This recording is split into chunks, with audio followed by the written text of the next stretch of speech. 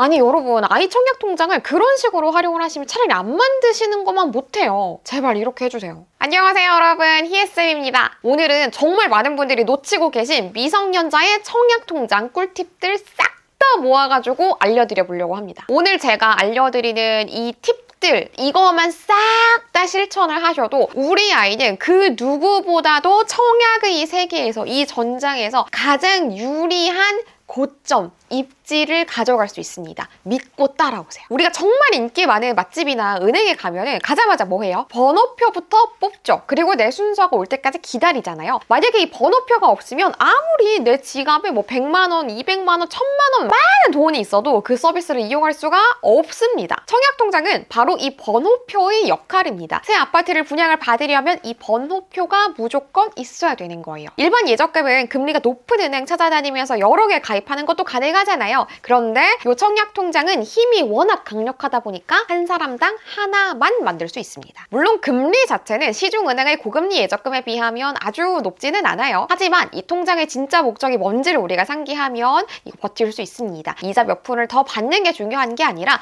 나라에서 만든 제도를 바탕으로 시세보다 저렴하고 안전하게 새 아파트 살 수 있는 독점적인 자격 얻는 거, 그게 이 청약통장의 핵심이라는 거 기억합시다. 희애쌤, 그러면 아이 청약통장은 대체 언제 만들어줘야 되는 거예요? 우선 최근에 가장 많은 부모들이 선택하는 건 아이가 태어나자마자 청약통장을 만들어주는 겁니다. 저는 실제로 전직 은행원인데요. 제가 은행 다닐 때에도 아이가 돌 되기 전에 은행 찾아가지고 청약통장 만들어주는 부모님들 굉장히 많이 봤습니다. 지금도 아이가 돌 되기 전에 청약통장 만들면 은행에서 2만 원에서 3만 원 정도 일회성으로 청약통장에 돈 같이 저축해주는 그런 이벤트 하고 있는 은행들 꽤 있거든요. 이런 이벤트까지 챙겨가면서 저축하시면 훨씬 좋겠죠. 아니 희애쌤, 저는 우리 아이 태어나자마자 청약통장 못 만들어줬는데요. 그럼 어떡해요? 만 14세 생일 전에만 무조건 만들어주세요. 그럼 괜찮습니다. 아니 왜 하필이면 만 14세예요? 예전에는 미성년자 청약통장은 돈을 아무리 오래 넣었어도 딱 2년까지만 이 가입 기간을 인정을 해줬었거든요. 그런데 이제는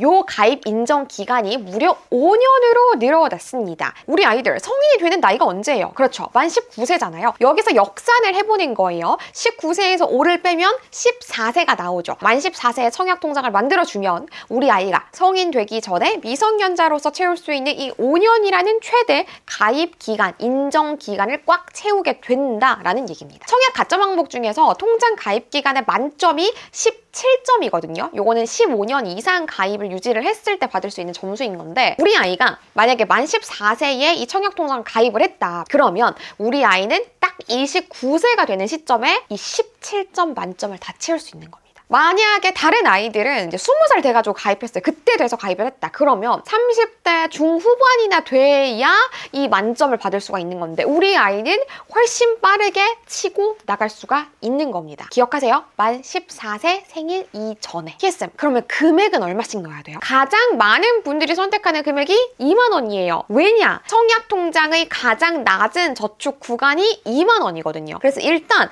만들어주고 가입기간 유지하고 요거에만 신경 쓰고 최소한으로 계속 돈을 넣으면서 유지를 시키는 겁니다. 그러시면 안 되고요. 앞으로는 25만 원 딱 기억해 주세요. 우리가 청약 제도를 통해 가지고 당첨이 되는, 살 수 있는 분양의 유형은 크게 두 가지입니다. 공공 분양과 민간 분양. 이때 공공 분양 같은 경우에는 동점자가 나오게 되면은 누가 통장에 저축 총액이 많은가, 요걸로 동점자 중에서도 우선순위인 사람을 뽑습니다. 그런데 이때에도 1회당 인정 금액이 누가 많았는가, 이것도 같이 고려를 하거든요. 예전에는 이 1회당 최대 인정 금액이 10만 원이었어요. 그래서 10만 원씩 넣어주는 분들도 꽤 많았는데, 이제는 공공 분양에서 1회당 최대 인정 금액이 25만 원입니다. 즉 이거를 하나의 박스라고 비유를 한다면 박스를 꽉 채우는 금액이 25만 원인 거예요. 10만 원인 예전 기준으로 계속 넣어주시면 박스를 덜 넣은 채로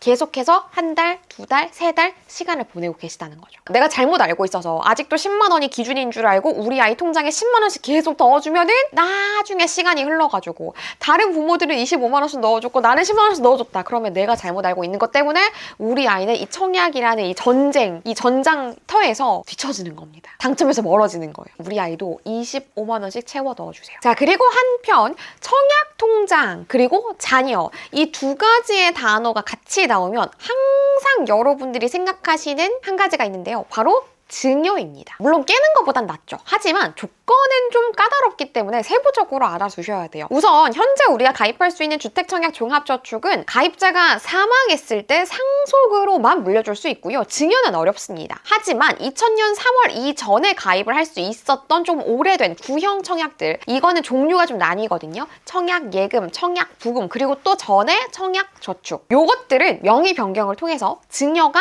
가능합니다. 세 가지의 조건을 충족을 하면요. 일단 첫 번째, 증여를 받는 자녀가 세대주여야 돼요. 그래서 만약에 증여를 해주실 거면 자녀를 세대주로 바꿔주셔야 되는 거고요. 두 번째, 부모와 자녀가 주민등록상 같은 세대에 있어야 됩니다. 같이 살고 있어야 된다. 동거해야 된다라는 얘기인 거고요. 그리고 마지막 세 번째, 자녀 명의의 청약통장이 없어야 됩니다. 그래서 무조건 증여를 선택하실 게 아니고요. 만약에 자녀가 이미 청약통장을 가지고 있다면 자녀가 갖고 있는 청약통장을 유지하는 게 유리한 건지 아니면 부모의 청약통장을 물려주는 게 유리한 건지 꼭 비교를 하셔야 돼요. 무조건 증여를 한다, 무조건 유지를 한다가 아니라 이 두 가지를 비교해가지고 어떤 것이 아이에게 더 좋은 것인가 따져보셔야 된다는 거죠. 그리고 우리 아이가 19세가 되면은 딱 우리 엄마 아빠들 스탠바이 하고 있다가 요이 땅 해주셔야 되는 게 있어요. 바로 청년주택드림 청약통장으로 환승을 시켜줘야 됩니다. 청년주택드림 청약통장은 만 19세부터 34세 청년들만 가입할 수 있는 아주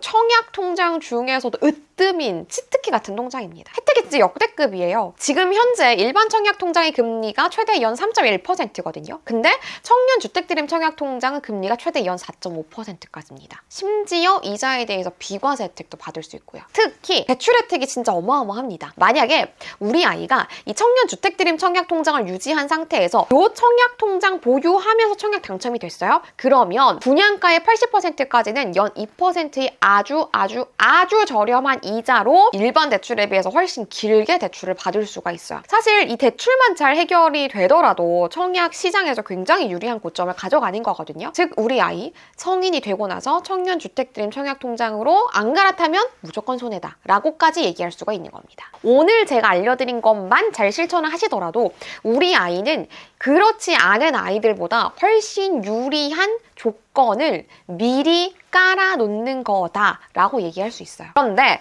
더더욱 중요한 얘기를 지금부터 좀 하도록 하겠습니다. 여러분이 이렇게 미성년자 아이들을 위해서 청약통장에 유리한 조건들을 싹 다 세팅을 해놨어요. 그리고 우리 아이가 너무나도 운이 좋게도 30대 초반에 청약이 당첨이 돼가지고 와, 정말 너무너무 좋은 신축 아파트 당첨되고 손에 진짜 어마어마한 돈 거머쥐고 우리 아이 양손에 진짜 어마어마한 재력, 돈, 현금을 손에 쥐었습니다. 그럼 우리 부모 입장에선 너무 뿌듯하겠죠.